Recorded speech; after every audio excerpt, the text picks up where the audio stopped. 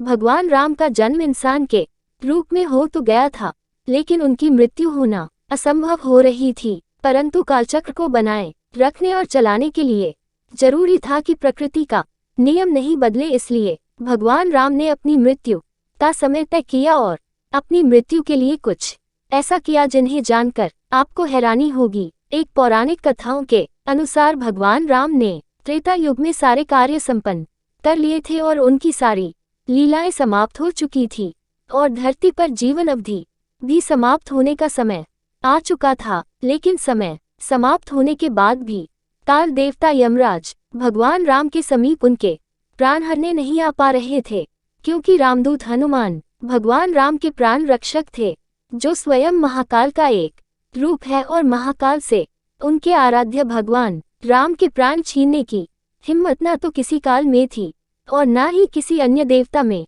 इसलिए काल चक्र और समय चक्र को आगे बढ़ाने के लिए भगवान राम की मृत्यु होना जरूरी भी थी।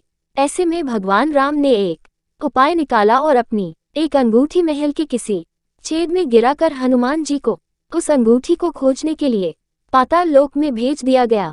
हनुमान जी को अयोध्या में न देखकर यमराज ने अयोध्या में प्रवेश किया और वे एक संत का रूप धारण कर भगवान राम जी के महल में पहुंच गए। तब संत के भेष में यमराज भगवान राम से मिले और भगवान राम से वचन लिया कि हम दोनों की बातों को गुप्त में रखा जाए और जो कोई भी हमारी बातों को सुनेगा उसे मृत्युदंड दिया जाए। इस पर भगवान राम ने उन्हें वचन दिया और सभी द्वारपालों को बाहर भेजकर लक्ष्मण को द्वार पर रहने का आदेश दिया। उसके बाद उस संत ने अपना असली रूप दिखाया और भगवान राम को बोले, हे प्रभु, मैं आप ही का सेवक हूँ और आपने ही मुझे ये कर्म दिया है कि इस संसार से समस्त जीव जंतु एवं प्राणियों का प्राण हरना, और यह मेरा धर्म भी है। और मैं भगवान शिव और ब्रह्मा की आज्ञा से आपसे ये कहने आया हूँ कि आपने जो अपना समय इस पृथ्वी लोक पर निश्चित किया था वह समय पूर्ण हो चुका है और अब आपको अपने धाम लौट जाना चाहिए। इससे सभी देवी देवताओं आपको विष्णु स्वरूप में देख कर उनमें उत्साह की लहर आ जाएगी। फिर यमराज बोले कि हे प्रभु, आपको कुछ और समय इस पृथ्वी लोक पर बिताना है तो आप रह सकते हैं। भगवान राम और यमराज के वार्तालाप चल ही रही थी कि इतने समय में भगवान राम के महल के पास दुर्वासा ऋषि आ पहुंचे और लक्ष्मण को बोलने लगे कि हमें भगवान राम से मिलना है अभी तुरंत। लक्ष्मण जी ने दुर्वासा ऋषि को बोला कि भगवान राम अभी किसी से नहीं मिल सकते।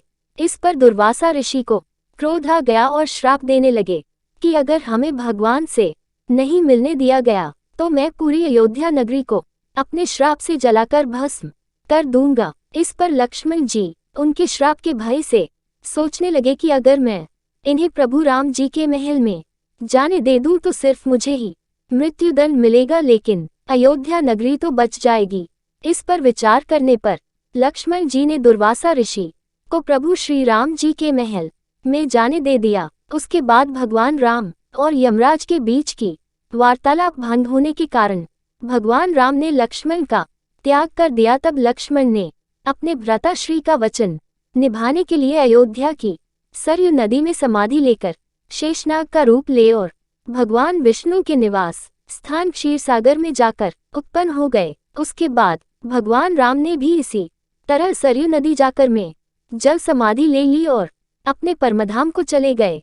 कहानी पसंद आए तो वीडियो को लाइक, शेयर और चैनल को सब्सक्राइब करना मत भूलना। धन्यवाद।